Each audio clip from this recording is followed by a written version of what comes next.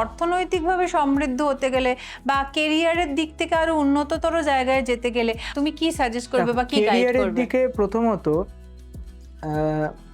যদি অ্যাকচুয়ালি আমি বলি, প্রথমত বাস্তুতেও ভীষণ তো একটা ইম্পর্টেন্ট একটা দিক আছে, পশ্চিম দিকটাও কিন্তু খুব দেখতে হয়। পশ্চিম দিক, আচ্ছা। ওয়েস্ট হুম, ওয়েস্ট যদি এনার্জাইজ না থাকে তাহলে কিন্তু কর্মক্ষেত্র বা আমাদের ব্যবসা ক্ষেত্রে সেভাবে কিন্তু শ্রীবৃদ্ধি হয় না। আচ্ছা। অ্যাকচুয়াল পশ্চিম দিক হচ্ছে স্যাটার্নের দিক, শনি। হ্যাঁ, শনি কিন্তু অর্থ দেয়, শনি প্রচুর অর্থ দেয়।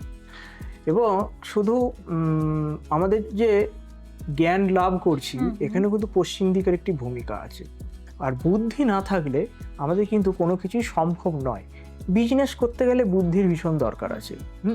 আমাদের উত্তর দিককে দেখতে হয়।